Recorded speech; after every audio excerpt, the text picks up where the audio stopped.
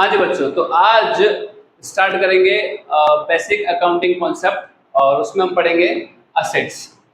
Assets में पढ़ेंगे सबसे पहले असेट, व्हाट इज असेट्स। ठीक है, ध्यान से देखिएगा।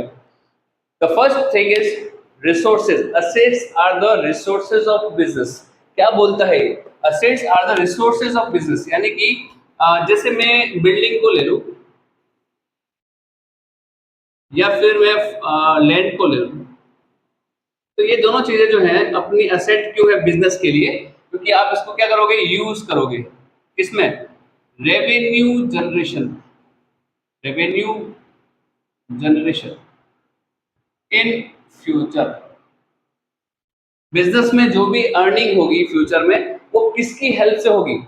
असेट्स की हेल्प से होगी। ठीक है, तो रिसोर्सेज होती है, असेट्स जो है वो रिसोर्सेज हैं जिसकी हेल्प से हम क्या कर सकते हैं? इसकी हेल्प लेंगे किसके लिए? For future economic benefits. ये क्या चीज है भैया? कुछ नहीं है। फ्यूचर इकोनॉमिक बेनिफिट का मतलब रेवेन्यू, अर्निंग, है ना। तो हम रेवेन्यू जनरेट करेंगे फ्यूचर में, वो किसकी हेल्प से करेंगे? बिजनेस की असेट से करेंगे। क्लियर? ठीक है, तो जैसे बिल्डिंग हो गई, लैंड हो गया, फर्नीचर हो गया। फर्नीचर भी तो हम उसका यूज करेंगे, कंप्यूटर हो गया, etcetera. So assets are the resources of the business. ठीक है, क्यों? क्योंकि उसकी हेल्प से आप क्या करोगे? रेवेन्यू जनरेट करोगे फ्यूचर में। तो असेट क्या हो गया? एक तरह से रिसोर्सेज। पहला चीज क्लियर हो गया। सेकंड चीज is anything which is receivable और realisable in future known as asset.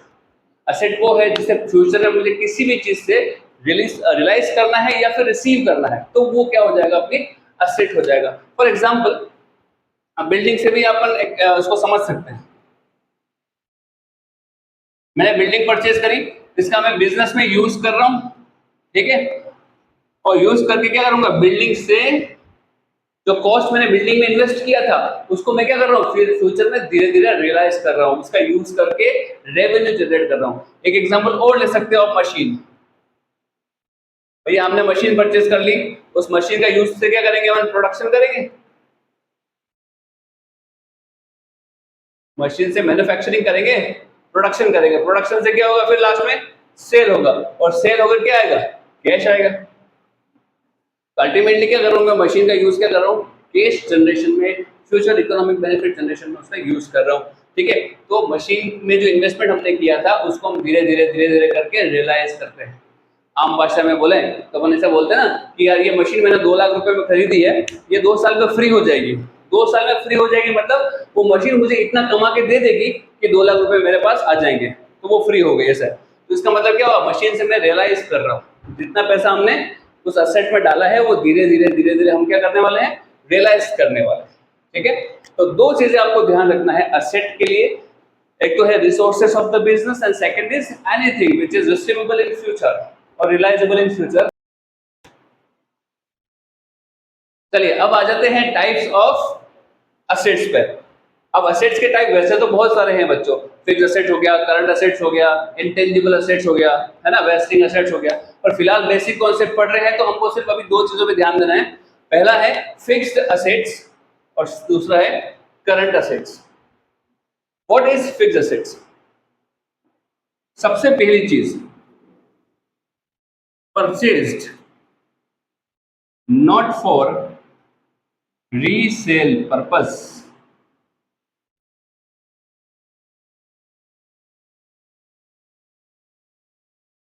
हमने जब असेट परचेज करी, असेट कब हुई? वो फिक्स असेट हमने हमने कोई कमोडिटी परचेज करी, कोई चीज परचेज करी, उसको हमने, हमारी इंटेंशन क्लियर थी माइंड में कि मैं इसको रीसेल नहीं करूंगा, मैं तो इसका यूज करूंगा बिजनेस में, रीसेल नहीं करूंगा।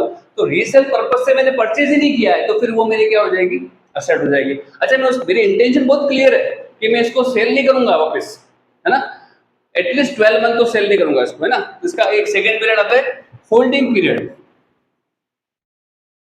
Holding period is more than 12 months। मतलब कम से कम इसको 12 महीने तक तुम इसको सेल नहीं करूंगा, 12 मंथ तक कम से कम एटलीस्ट 2 साल भी हो सकता है, 5 साल भी हो सकता है, 10 साल भी हो सकता है। ठीक है, बिल्डिंग है, इसका हम यूज 20 साल तक करेंगे प्रोडक्शन एक्टिविटी में अपने और बिजनेस ऑपरेटिंग एक्टिविटी में, तो बिल्डिंग अपने लिए क्या हो जाएगी, फिक्स एसेट हो जाएगी। अच्छा, एक और चीज, मोटरसाइकिल। एक बिजनेसमैन है जो मोटरसाइकिल की ट्रेडिंग करता है या मैन्युफैक्चरिंग करता है। जो बाइक बेचने वाले हैं, जो बाइक बनाकर बेचते हैं, जैसे हीरो कंपनी है, तो हीरो कंपनी के लिए ये जो बाइक है वो असेट होगी या गुड्स होगा? बहुत ही सिंपल, हीरो कंपनी की इंटेंशन क्या है, बाइक का यूज थोड़ी कर रहे हैं बिजनेसमैन, वो तो बाइक को सेल कर रहे हैं ना।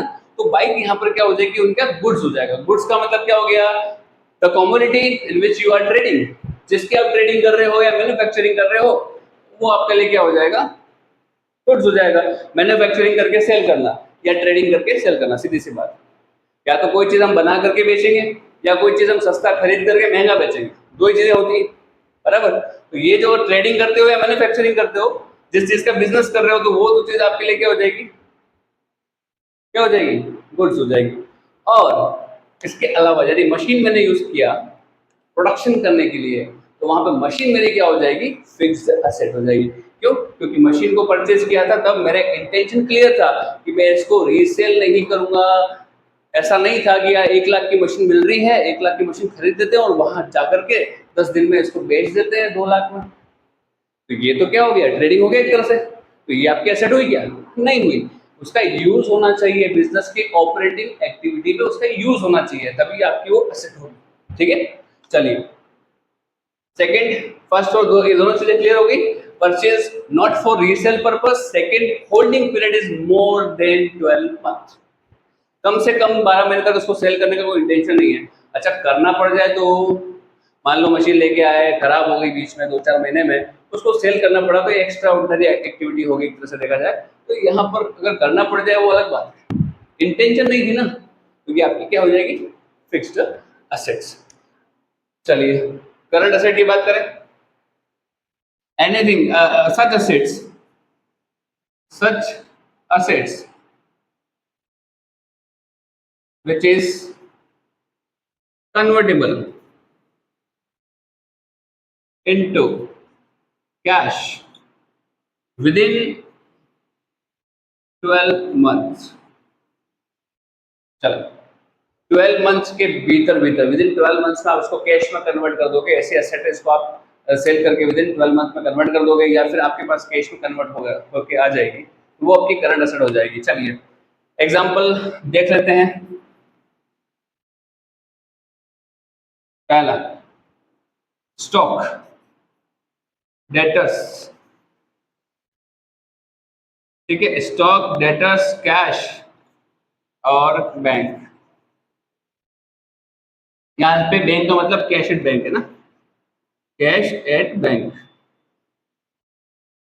चलिए स्टॉक का मतलब क्या, goods remaining unsold at the end of year, accounting year के एंड में जो गुड्स बिका नहीं है, बच गया है, बिना बिके रह गया है, तो उसको बोलेंगे स्टॉक। ठीक है, goods remain unsold at the end of year. Debtors कौन है, जिसको हमने क्रेडिट में गुड्स सेल किया है। अब कोई आया पर्सन, अपने पास खरीदार आया, उसको हमने सेल कर दिया, उसके पास कैश नहीं था, उसने बोला ठीक है 15 डेज के अंदर देता हूँ, तो हमने उसको सेल कर दिया। ठीक है, अब यहाँ पे सेल हम दो तरह से करते हैं, एक ओरल प्रॉमिस के बेसिस पे करते हैं और एक रिटर्न प्रॉमिस के बेसिस पे करते हैं। ओरल प्रॉमिस के बेसिस पे करेंगे तो डेटर्स बोलेंगे, और रिटर्न प्रॉमिस के बेसिस पे करते हैं तो उसको बिल्स रिसीवेबल बोलते हैं। ठीक है, इसको वैसे आगे डिटेल में डिस्कस करेंगे बिल्स रिसीवेबल्स क्या होते हैं। फिलहाल आप समझ लीजिए कि डेटर्स हो गया जिसको हमने क्रेडिट में गुड्स सेल किया। ठीक, तो क्रेडिट में गुड्स सेल किया है तो उससे हम क्या करने वाले हैं, कैश रिसीव करने वाले हैं विद इन 12 मंथ्स। उधार को देता है क्या 12 मंथ्स की, हो जाता है क्या, नहीं देता है ना, तो वो तो 15 डेज 1 मंथ के आसपास अपने पास पैसे आ जाएंगे। तो यहाँ पर ये डेटर जो है अपनी करंट एसेट हो गया। कैश को तो कैश में कन्वर्ट करने की जरूरत ही क्या, हो तो ऑलरेडी लिक्विड एसेट है ना, उसको कैश में कन्वर्ट करने की जरूरत ही नहीं है। उसके बाद आता है कैश एट बैंक, जो बैंक अकाउंट है, अपना करंट अकाउंट है, उस करंट अकाउंट में जाकर के आप कभी भी 10 से 5 बजे के बीच में जो बैंकिंग आवर्स है उसमें आप जाकर के कैश विड्रॉ कर सकते हो। कोई दिक्कत है क्या? कोई दिक्कत नहीं है। 12 मंथ्स में कभी भी आप उस बैंक अकाउंट में जो पैसा पड़ा हुआ है उसको आप कैश में कन्वर्ट करा सकते हो, कोई दिक्कत नहीं है। तो ये अपनी क्या हो गई? करंट असेट हो गई। चलिए, फिक्स असेट्स हमने समझ लिया, उसके एग्जांपल भी आप लिख लो। बिल्डिंग, लैंड, मशीन, मशीनरीज, है ना। उसके बाद फर्नीचर, कंप्यूटर, और क्या हो सकता है? मोटरसाइकिल भी हो सकता है, क्योंकि बाइक बेचने वाले के लिए तो बाइक क्या हो गया? गुड्स। पर अगर हम इस मोटरसाइकिल का यूज अपने बिजनेस में ही करने वाले हैं तो फिर वो क्या हो जाएगी? अपने लिए असेट हो जाएगी। ठीक है, एक्सेट्रा। तो ये अपना पूरा असेट क्लियर हो गया। ठीक, चलिए अब नेक्स्ट वीडियो में मिलेंगे हम लाइबिलिटीज के साथ।